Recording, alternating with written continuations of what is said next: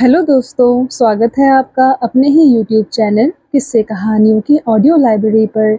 अभी हम सुन रहे हैं मुंशी प्रेमचंद्र द्वारा रचित उपन्यास प्रेमाश्रम का भाग 2। तो चलिए सुनते हैं आज का भाग।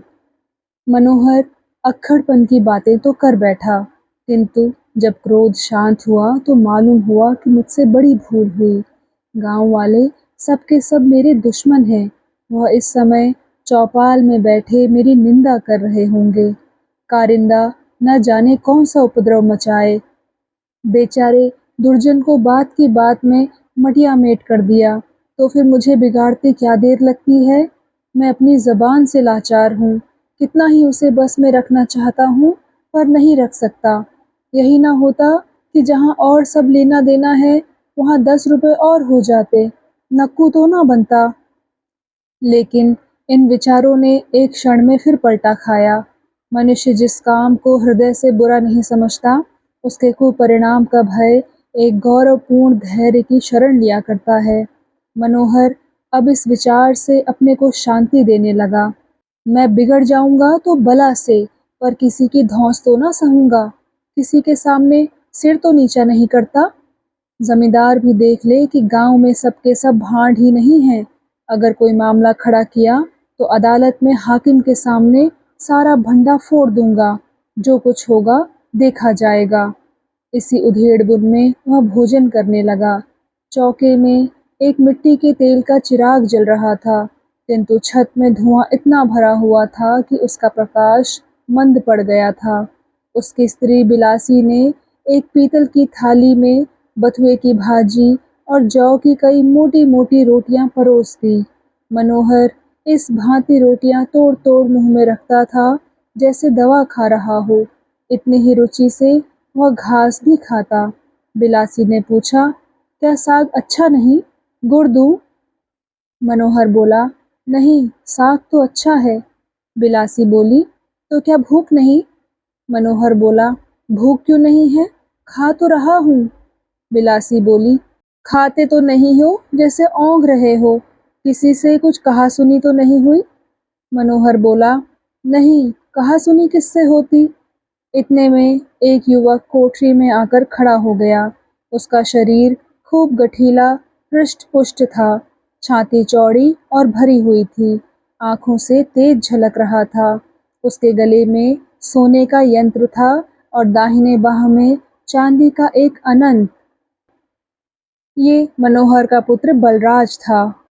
बिलासी बोली, कहाँ घूम रहे हो? आओ, खा लो, थाली परसूं। बलराज ने धुएं से आंखें मलते हुए कहा, काहे दादा, आज गिरधर महाराज तुमसे क्यों बिगड़ रहे थे? लोग कहते हैं कि बहुत लाल पीले हो रहे थे। मनोहर बोला, अरे कुछ नहीं, तुमसे कौन कहता था? बलराज बोला, सभी लोग तो कह रहे हैं, तुमसे घी मांगते थे। तुमने कहा, मेरे पास घी नहीं है, बस इसी पर तन गए। मनोहर बोला, अरे तो कोई झगड़ा थोड़े ही हुआ। गिरधर महाराज ने कहा, तुम्हें घी देना पड़ेगा। हमने कह दिया, जब घी हो जाएगा तब देंगे, अभी तो नहीं है। इसमें भला झगड़ने की कौन सी बात थी? बलराज बोला, झगड़ने की बात क्यों नहीं है? कोई हमसे क्यों घी मांगे? किसी का दिया खाते हैं कि किसी के घर मांगने जाते हैं? अपना तो एक पैसा नहीं छोड़ते, तो हम क्यों धौंस सहे? ना हुआ मैं, नहीं तो दिखा देता। क्या हमको भी दुर्जन समझ लिया है? मनोहर की छाती अभिमान से फूली जाती थी, पर इसके साथ ही यह चिंता भी थी कि कहीं यह कोई उजिड्डपन न कर बैठे। बोला, चुपके से बैठकर खाना खा लो, बहुत बहकना अच्छा नहीं होता। कोई सुन लेगा तो वहां जाकर एक की चार जड़ आएगा। यहाँ कोई मित्र नहीं है। बलराज बोला, सुन लेगा तो क्या किसी से छिपा के कहते हैं? जिसे घमंड हो आकर देख ले, एक एक का सिर तोड़ के रख दें।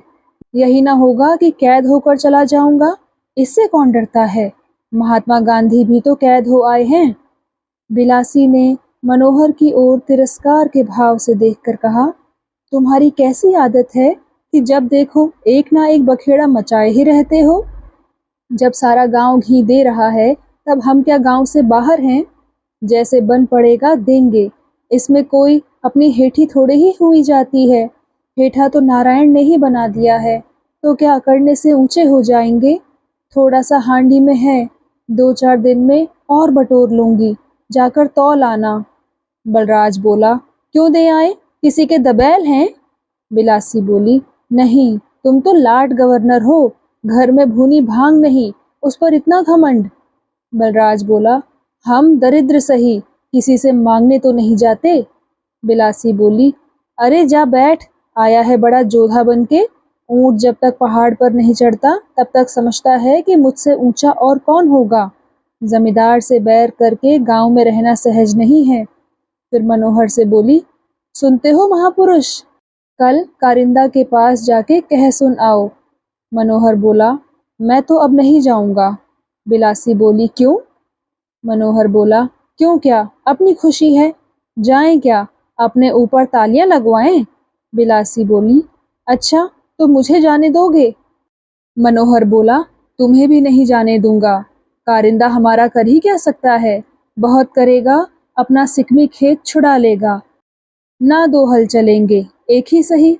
यद्यपि मनोहर बढ़ बढ़कर बातें कर रहा था, पर वास्तव में उसका इनकार अब परास्त तर्क के समान था। यदि बिना दूसरों की दृष्टि में अपमान उठाए बिगड़ा हुआ खेल बन जाए तो उसे कोई आपत्ति नहीं थी। हाँ, वह स्वयं क्षमा प्रार्थना करने में अपनी हेठी समझता था। एक बार तन कर फिर झुकना उसके लिए बड़ी लज्जा की बात थी। बलराज की उद्दंडता उसे शांत करने में हानि के भय से भी अधिक सफल हुई थी। प्रातःकाल बिलासी चौपाल जाने को तैयार हुई, पर न मनोहर साथ चलने को राजी होता था न बलराज। अकेले जाने की उसकी हिम्मत न पड़ती थी। इतने में कादिर मियाँ ने घर में प्रवेश किया। बूढ़े आदमी थे, ठिगना डील, लंबी दाढ़ी, घुटने के ऊपर तक धोती, एक गाढ़े की मिर्जई पहने हुए थे। गांव के नाते से वह मनोहर के बड़े भाई होते थे। बिलासी ने उन्हें देखते ही थोड़ा सा घूंघट निकाल लिया। कादिर ने चिंतापूर्ण भाव से कहा, अरे मनोहर, कल तुम्हें क्या सूझ गई? जल्दी जाकर कारिंदा साहब को मना लो, नहीं तो फिर कुछ करते धरते ना बनेगी। सुना है वह तुम्हारी शिकायत करने मालिकों के पास जा रहे हैं। सखू भी साथ जाने को तैयार है। नहीं मालूम दोनों में क्या साठगांठ हुई है। बिलासी बोली, भाई जी, यह बूढ़े हो गए, लेकिन इनका लड़कपन अभी तक नहीं गया। कितना समझाती हूँ, बस अपने ही मन की करते हैं। इन्हीं की देखा देखी एक लड़का है, वह भी हाथ से निकला जाता है, जिससे देखो उसी से उलझ पड़ता है। भला इनसे पूछा जाए कि सारे गांव ने घी के रुपए लिए तो तुम्हें नाही करने की क्या पड़ी थी? कादिर बोले, इनकी भूल है और क्या, 10 रुपए हमें भी लेने पड़े, क्या करते। और यह कोई नई बात थोड़े ही है, बड़े सरकार थे तब भी तो एक ना एक बेगार लगी ही रहती थी। मनोहर बोला, भैया तब की बातें जाने दो, तब 1-2 साल की देन बाकी पड़ जाती थी। मुदा मालिक कभी कुड़की बेदखली नहीं करते थे। जब कोई काम काज पड़ता था तब हमको नेवता मिलता था। लड़कियों के विवाह के लिए उनके यहाँ से लकड़ी, चारा और 25 रुपए बंधा हुआ था। यह सब जानते हो कि नहीं? जब वह अपने लड़कों की तरह पालते थे तो रैयत भी हंसी खुशी उनकी बेगार करती थी।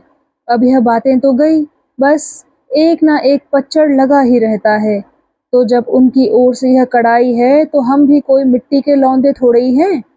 कादिर बोले, तब की बातें छोड़ो, अब जो सामने है उसे देखो। चलो जल्दी करो, मैं इसीलिए तुम्हारे पास आया हूँ, मेरे बैल खेत में खड़े हैं।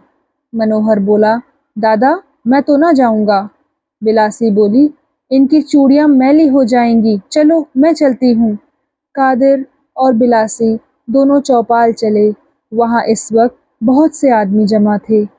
कुछ लोग लगान के रुपए दाखिल करने आए, कुछ घी के रुपए लेने के लिए और कुछ केवल तमाशा देखने और ठकुर सुहाती करने के लिए। कारिंदे का नाम गुलाम गौस खां था।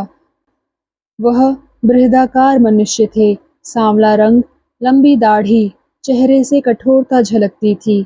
अपनी जवानी में वह पलटन के नौकर थे और हवलदार के दर्जे तक पहुँचे थे। जब सीमा प्रांत में कुछ छेड़छाड़ हुई तब बीमारी की छुट्टी लेकर घर भाग आए और यहीं से इस्तीफा पेश कर दिया। वह अब भी अपने सैनिक जीवन की कथाएं मजे ले लेकर कहते थे। इस समय वह तख्त पर बैठे हुए हुक्का पी रहे थे। सुक्खू और दुखरन तख्त के नीचे बैठे हुए थे। सुक्खू ने कहा, हम मजदूर ठहरे, हम घमंड करें तो हमारी भूल है। जमींदार की जमीन में बसते हैं, उसका दिया खाते हैं, उससे बिगड़कर कहाँ जाएंगे, क्यों दुखरन? दुखरन बोला, हाँ ठीक ही है। सुक्खू बोला, नारायण हमें 4 पैसे दे, 10 मन अनाज दें, तो क्या हम अपने मालिकों से लड़ें? मारे घमंड के धरती पर पैर न रखें? दुखरन बोला, यही मद तो आदमी को खराब करता है। इसी मद ने रावण को मिटाया। इसी के कारण जरासंध और दुर्योधन का सर्वनाश हो गया। तो भला हमारी तुम्हारी कौन बात है? इतने में कादिर मियाँ चौपाल में आए। उनके पीछे पीछे बिलासी भी आई। कादिर ने कहा, खां साहब, यह मनोहर की घरवाली आई है। जितने रुपए चाहे घी के लिए दे दें। बेचारी डर के मारे आती ना थी। गौस खां ने कटु स्वर से कहा, वह कहाँ है मनोहर? क्या उसे आते शर्म आती थी? बिलासी ने दीनतापूर्वक कहा, सरकार, उनकी बातों का कुछ ख्याल ना करें। आपकी गुलामी करने को मैं तैयार हूँ। कादिर बोले, वो यूं तो गऊ है, किंतु आज न जाने उसके सिर कैसे भूत सवार हो गया। क्यों सुक्खू महतो, आज तक गांव में किसी से लड़ाई हुई है क्या? सुक्खू ने बगले झांकते हुए कहा, नहीं भाई, कोई झूठ थोड़े ही कह देगा। कादिर बोले, अब बैठा रो रहा है। कितना समझाया कि चल के खां साहब से कसूर माफ करा ले, लेकिन शर्म के मारे आता ही नहीं है। गौस खां बोले, शर्म नहीं, शरारत है। उसके सिर पर जो भूत चढ़ा हुआ है, उसका उतार मेरे पास है। उसे गुरूर हो गया है। कादिर मियाँ बोले, अरे खां साहब, बेचारा मजदूर गुरूर किस बात पर करेगा? मूर्ख उजड्ड आदमी है, बात करने का शऊर नहीं है। गौस खां बोले, तुम्हें वकालत करने की जरूरत नहीं है, मैं अपना काम खूब जानता हूँ। इस तरह दबने लगा तब तो मुझसे कारिंदीगिरी हो चुकी। आज एक ने तेवर बदले हैं, कल उसके दूसरे भाई शेर हो जाएंगे। फिर जमींदारी को कौन पूछता है? अगर पलटन में किसी ने ऐसी शरारत की होती तो उसे गोली मार दी जाती। जमींदार की आंखें बदलना खाला जी का घर नहीं है। यह कहकर गौस खां टांगन पर सवार होने चले। बिलासी रोती हुई उनके सामने हाथ बांधकर खड़ी हो गई और बोली, सरकार, कहीं की ना रहूंगी। जो डांट चाहे लगा दीजिए, जो सजा चाहे दीजिए, मालिकों के कान में यह बात ना डालिए। लेकिन खां साहब ने सुक्खू महतो को हत्थे पर चढ़ा लिया था। वह सूखी करुणा को अपनी कपट चाल में बाधक बनाना नहीं चाहते थे। तुरंत घोड़े पर सवार हो गए और सुक्खू को आगे आगे चलने का हुक्म दिया। कादिर मियाँ ने धीरे से गिरधर महाराज के कान में कहा, क्या महाराज, बेचारे मनोहर का सत्यानाश करके ही दम लोगे क्या? गिरधर ने गौरव युक्त भाव से कहा, जब तुम हमसे आंखें दिखलाओगे तो हम भी अपनी सी करके रहेंगे। हमसे कोई एक अंगुल दबे तो हम उससे हाथ भर दबने को तैयार हैं। जो हमसे जौ भर तनेगा, हम उससे गज भर तन जाएंगे। कादिर मियाँ बोले, यह तो सुपद ही है। तुम हक से दबने लगोगे तो तुम्हें कौन पूछेगा? मुदा अब मनोहर के लिए कोई राह निकालो। उसका स्वभाव तो जानते हो, गुस्सैल आदमी है। पहले बिगड़ जाता है, फिर बैठकर रोता है। बेचारा मिट्टी में मिल जाएगा। गिरधर बोला, भाई, अब तो तीर हमारे हाथ से निकल गया। कादिर मियाँ बोले, मनोहर की हत्या तुम्हारे ऊपर ही पड़ेगी। गिरधर बोला, एक उपाय मेरी समझ में आता है।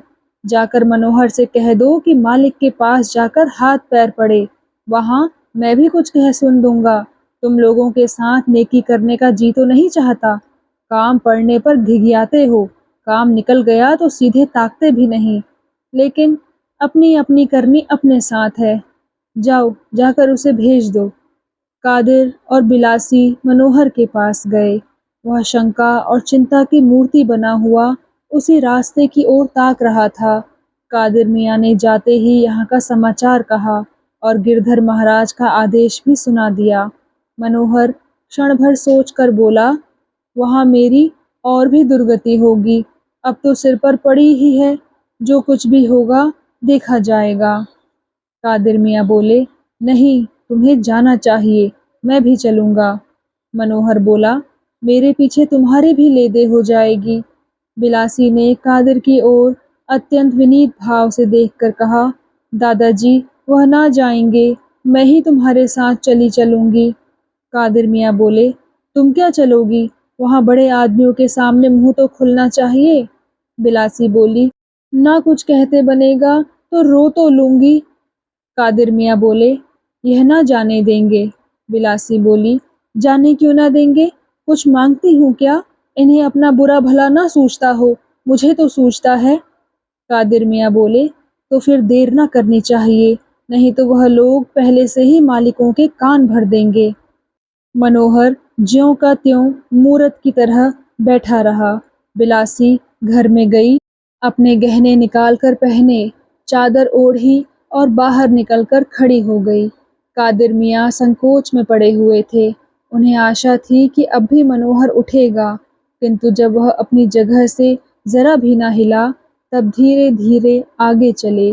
बिलासी भी पीछे पीछे चली, पर रह रहकर कातर नेत्रों से मनोहर की ओर ताकती जाती थी। जब वह गांव के बाहर निकल गए, तो मनोहर कुछ सोचकर उठा और लपका हुआ कादिर मियाँ के समीप आकर बिलासी से बोला, जा, घर बैठ, मैं जाता हूँ। तीसरा पहर था। ज्ञान शंकर दीवान खाने में बैठे हुए एक किताब पढ़ रहे थे कि कहार ने आकर कहा, बाबू साहब पूछते हैं कितने बजे हैं? ज्ञान शंकर ने चिढ़कर कहा, जा कह दे आपको नीचे बुलाते हैं, क्या सारे दिन सोते रहेंगे? इन महाशय का नाम बाबू ज्वाला सिंह था। ज्ञान शंकर के सहपाठी थे और आज ही इस जिले में डिप्टी कलेक्टर होकर आए। दोपहर तक दोनों मित्रों में बातचीत होती रही। ज्वाला सिंह रात भर के जागे थे, सो गए। ज्ञान शंकर को नींद नहीं आई। इस समय उनकी छाती पर सांप सा लौट रहा था। सबके सब बाजी लिए जाते हैं और मैं कहीं का ना हुआ। कभी अपने ऊपर क्रोध आता, कभी अपने पिता और चाचा के ऊपर। पुराना सौहार्द द्वेष का रूप ग्रहण करता जाता था। यदि इस समय अकस्मात ज्वाला सिंह के पदच्युत होने का समाचार मिल जाता, तो शायद ज्ञान शंकर के हृदय को शांति होती। वह इस क्षुद्र भाव को मन में न आने देना चाहते थे। अपने को समझाते थे कि यह अपना अपना भाग्य है। अपना मित्र कोई ऊंचा पद पाए तो हमें प्रसन्न होना चाहिए, किंतु उनकी विकलता इन सद्विचारों से न मिटती थी और बहुत यत्न करने पर भी परस्पर संभाषण में उनकी लघुता प्रकट हो जाती थी। ज्वाला सिंह को विदित हो रहा था कि मेरी यह तरक्की इन्हें जला रही है, किंतु यह सर्वथा ज्ञान शंकर की ईर्ष्या वृत्ति का ही दोष न था। ज्वाला सिंह के बात व्यवहार में वह पहले की सी स्नेहमय सरलता न थी, वरन उसकी जगह एक अज्ञात सहृदयता, एक कृत्रिम वात्सल्य, एक गौरवयुक्त साधुता पाई जाती थी, जो ज्ञान शंकर के घाव पर नमक का काम कर रही थी। इसमें संदेह नहीं कि ज्वाला सिंह का यह दुस्वभाव इच्छित न था। वह इतनी नीच प्रकृति के पुरुष न थे, पर अपनी सफलता ने उन्हें उन्मत्त कर दिया था। इधर ज्ञान शंकर इतने उदार न थे कि इससे मनुष्य चरित्र के अध्ययन का आनंद उठाते। कहार के जाने के क्षण भर पीछे ज्वाला सिंह उतर पड़े और बोले, यार बताओ क्या समय है, जरा साहब से मिलने जाना है। ज्ञान शंकर ने कहा, अजी मिल लेना, ऐसी क्या जल्दी है? ज्वाला सिंह बोला, नहीं भाई, एक बार मिलना जरूरी है, जरा मालूम तो हो जाए किस ढंग का आदमी है और खुश कैसे होता है। ज्ञान शंकर बोले, वह इस बात से खुश होता है कि आप दिन में 3 बार उसके द्वार पर नाक रगड़ें। ज्वाला सिंह ने हंसकर कहा, तो कुछ मुश्किल नहीं, मैं 5 बार सिजदे किया करूंगा। ज्ञान बोला, और वह इस बात से खुश होता है कि आप कायदे कानून को तिलांजलि दीजिए, केवल उसकी इच्छा को कानून समझिए। ज्वाला सिंह बोला, ऐसा ही करूंगा। ज्ञान बोला, इनकम टैक्स बढ़ाना पड़ेगा, किसी अभियुक्त को भूल कर भी छोड़ा तो बहुत बुरी तरह खबर लेगा।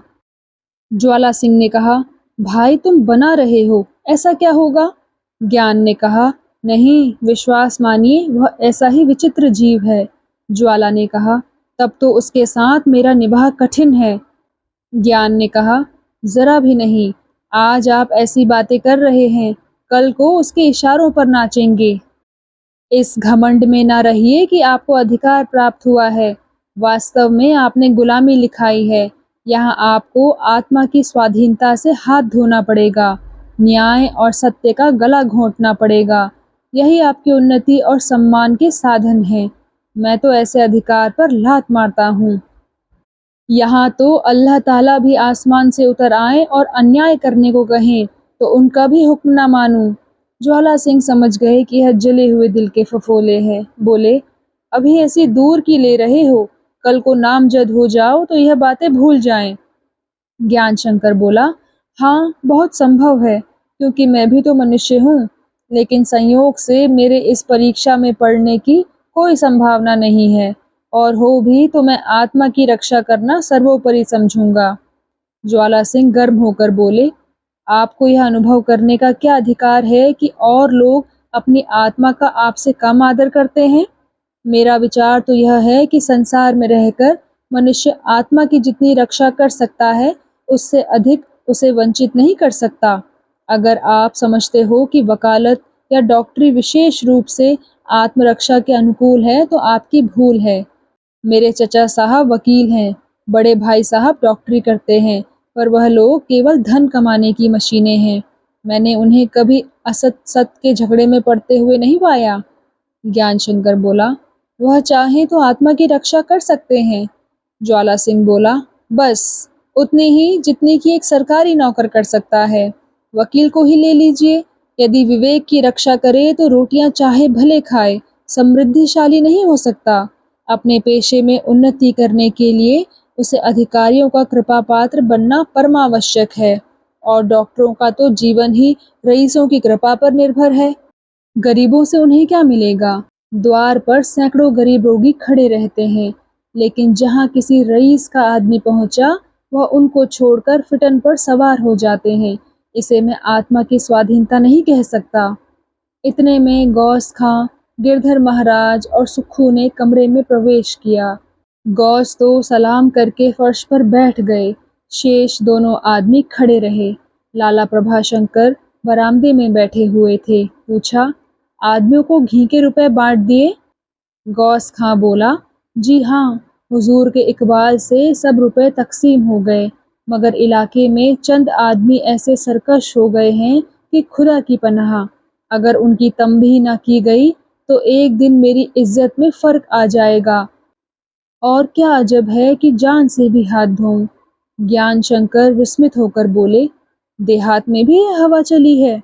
गौस खां ने रोनी सूरत बनाकर कहा, हुजूर कुछ ना पूछिए, गिरधर महाराज भाग ना खड़े हों तो इनकी जान की खैरियत नहीं है।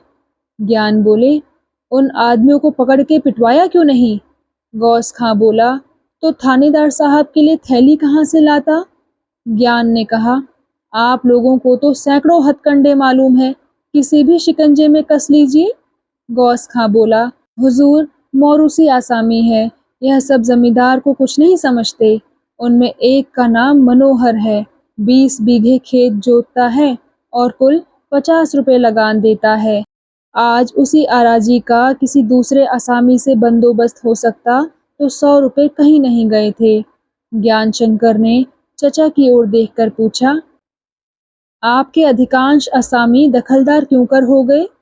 प्रभाशंकर ने उदासीनता से कहा, जो कुछ किया इन्हीं कारिंदों ने किया होगा, मुझे क्या खबर। ज्ञान शंकर व्यंग से बोला, तभी तो इलाका चौपट हो गया। प्रभाशंकर ने झुंझला कर कहा, अब तो भगवान की दया से तुमने हाथ पैर संभाले, इलाके का प्रबंध क्यों नहीं करते? ज्ञान बोला, आपके मारे जब मेरी कुछ चले तब तो।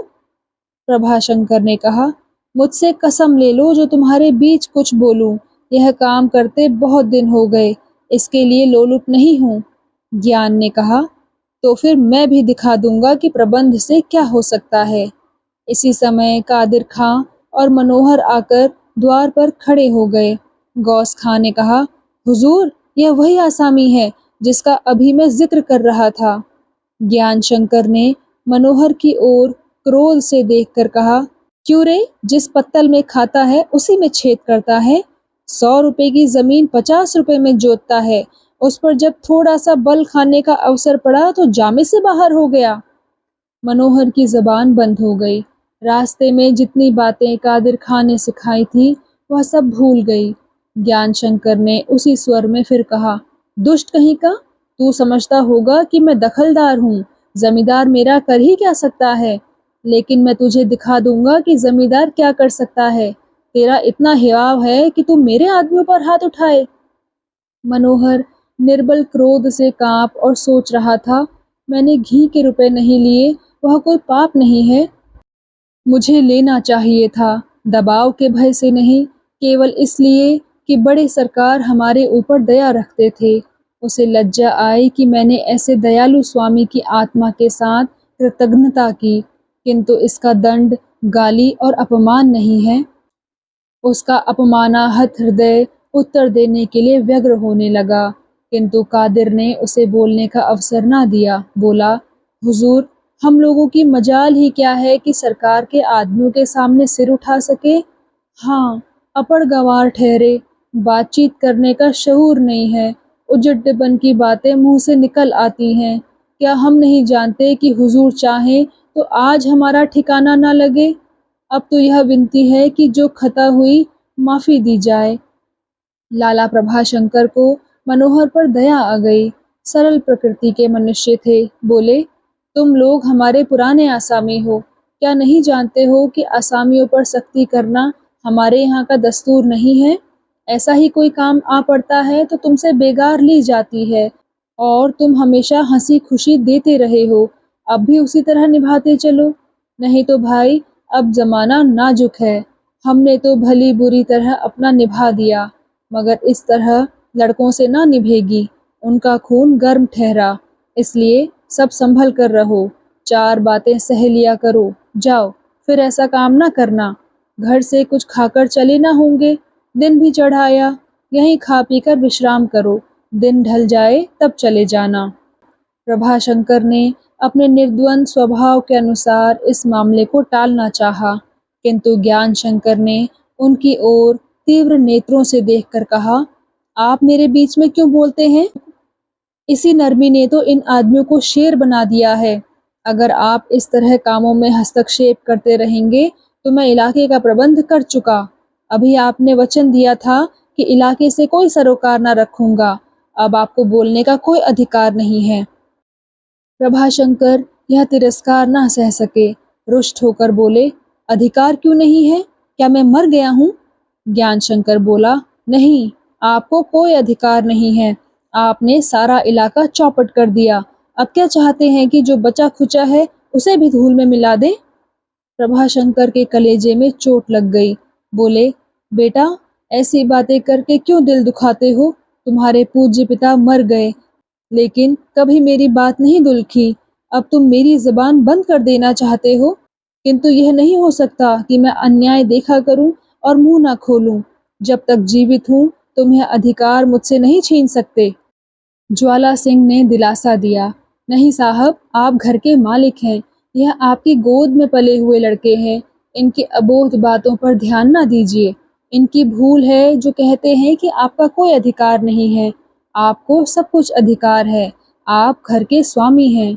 गौस खां ने कहा, हुजूर का फरमाना बहुत दुरुस्त है, आप खानदान के सरपरस्त और मुरब्बी हैं, आपके मनसब से किसे इनकार हो सकता है। ज्ञान शंकर समझ गए कि ज्वाला सिंह ने मुझसे बदला ले लिया। उन्हें यह खेद हुआ कि ऐसी अभिनय मैंने क्यों की। खेद केवल यह था कि ज्वाला सिंह यहाँ बैठे थे और उनके सामने वह असज्जनता नहीं प्रकट करना चाहते थे। बोले, अधिकार से मेरा वह आशय नहीं था जो आपने समझा। मैं केवल यह कहना चाहता था कि जब आपने इलाके का प्रबंध मेरे सुपुर्द कर दिया है तो मुझी को करने दीजिए। यह शब्द अनायास मेरे मुंह से निकल गया, मैं इसके लिए बहुत लज्जित हूँ। भाई ज्वाला सिंह, मैं चचा साहब का जितना अदब करता हूँ उतना अपने पिता का भी नहीं किया। मैं स्वयं गरीब आदमियों पर सख्ती करने का विरोधी हूँ। इस विषय में आप मेरे विचारों से भलीभांति परिचित हैं, किंतु इसका यह आशय नहीं है कि हम दीन पालन की धुन में इलाके से ही हाथ धो बैठें।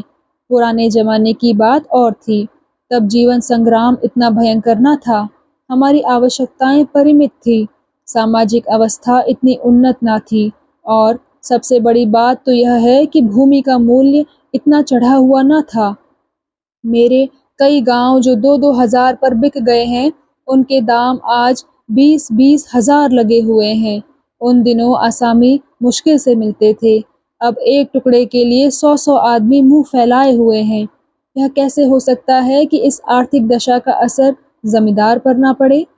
लाला प्रभाशंकर को अपने अप्रिय शब्दों का बहुत दुख हुआ। जिस भाई को वह देवतुल्य समझते थे, उसी के पुत्र से द्वेष करने पर उन्हें बड़ी ग्लानि हुई। बोले, भैया इन बातों को तुम जितना समझोगे, मैं बूढ़ा आदमी उतना क्या समझूंगा। तुम घर के मालिक हो। मैंने भूल की जो बीच में कूद पड़ा। मेरे लिए एक टुकड़ा रोटी के सिवाय और किसी चीज की आवश्यकता नहीं है। तुम जैसे चाहो वैसे घर को संभालो। थोड़ी देर तक सब लोग चुपचाप बैठे रहे। अंत में गौस खां ने पूछा, हुजूर, मनोहर के बारे में क्या हुक्म होता है? ज्ञान शंकर बोला, इजाफा लगान का दावा कीजिए। कादिर मियाँ बोले, सरकार, बड़ा गरीब आदमी है, मर जाएगा। ज्ञान शंकर बोला, अगर इसकी जोत में कुछ सिकमी जमीन हो तो निकाल लीजिए। कादिर मियाँ बोले, सरकार, बेचारा बिना मारे मर जाएगा। ज्ञान शंकर बोला, उसकी परवाह नहीं, असामियों की कमी नहीं है। कादिर मियाँ बोले, हुजूर। ज्ञान शंकर बोला, चुप रहो, मैं तुमसे हुज्जत नहीं करना चाहता। कादिर मियाँ बोले, सरकार जरा तो। ज्ञान शंकर ने बात काट कर कहा, बस कह दिया कि जबान मत खोलो। मनोहर अब तक चुपचाप खड़ा था। प्रभाशंकर की बात सुनकर उसे आशा हुई थी कि यहाँ आना निष्फल नहीं हुआ। उनकी विनयशीलता ने उसे वशीभूत कर लिया था। ज्ञान शंकर के कटु व्यवहार के सामने प्रभाशंकर की नम्रता उसे देवोचित प्रतीत होती थी। उसके हृदय में उत्कंठा हो रही थी कि अपना सर्वस्व लाकर इनके सामने रख दूं और कह दूं कि यह मेरी ओर से बड़े सरकार की भेंट है। लेकिन ज्ञान शंकर के अंतिम शब्दों ने इन भावनाओं को पददलित कर दिया। विशेषतः कादिर मियाँ का अपमान उसे असह्य हो गया। तेवर बदल बोला, दादा, इस दरबार से अब दया धर्म उठ गया। चलो, भगवान की जो इच्छा होगी वह होगा। जिसने मुँह चीरा वह खाने को भी देगा। भीख नहीं तो परदेश तो कहीं नहीं गया है। यह कहकर उसने कादिर का हाथ पकड़ा और उसे जबरदस्ती खींचता हुआ दीवान खाने से बाहर निकल गया। ज्ञान शंकर को इस समय इतना क्रोध आ रहा था कि यदि कानून का भय न होता तो वह उसे जीता चिनवा देते। अगर इसका कुछ अंश मनोहर को डांटने फटकारने में निकल जाता तो कदाचित उनकी ज्वाला कुछ शांत हो जाती, किंतु अब हृदय में खौलने के सिवाय उनके निकलने का कोई रास्ता न था। उनकी दशा उस बालक की सी हो रही थी जिसका हमजोली उसे दांत काटकर भाग गया हो। इस ज्ञान से उन्हें शांति न होती थी कि मैं इस मनुष्य के भाग का विधाता हूँ, आज इसे पैरों तले कुचल सकता हूँ। क्रोध को दुर्वचन से विशेष रुचि होती है। ज्वाला सिंह मौनी बने बैठे थे। उन्हें आश्चर्य हो रहा था कि ज्ञान शंकर में इतनी दयाहीन स्वार्थपरता कहाँ से आ गई।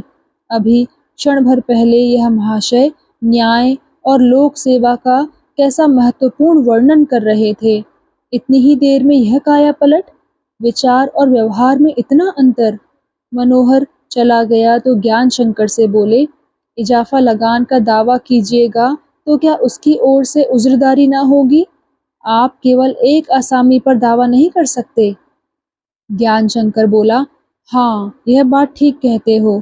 खां साहब, आप उन आसामियों की एक सूची तैयार कीजिए जिन पर कायदे के अनुसार इजाफा हो सकता है। क्या हरज है, लगे हाथ सारे गांव पर दावा हो जाए। ज्वाला सिंह ने मनोहर की रक्षा करने के लिए यह शंका की थी। उसका यह विपरीत फल देखकर उन्हें फिर कुछ कहने का साहस न हुआ। उठकर ऊपर चले गए। तो दोस्तों, कैसा लगा आपको आज का भाग? कृपया कमेंट सेक्शन में आकर ज़रूर बताइएगा। और अगर आपने अभी तक इस चैनल को सब्सक्राइब नहीं किया है तो कृपया सब्सक्राइब भी ज़रूर कर लीजिएगा। मैं मिलती हूँ आपसे इसी कहानी के अगले भाग के साथ। तब तक के लिए धन्यवाद।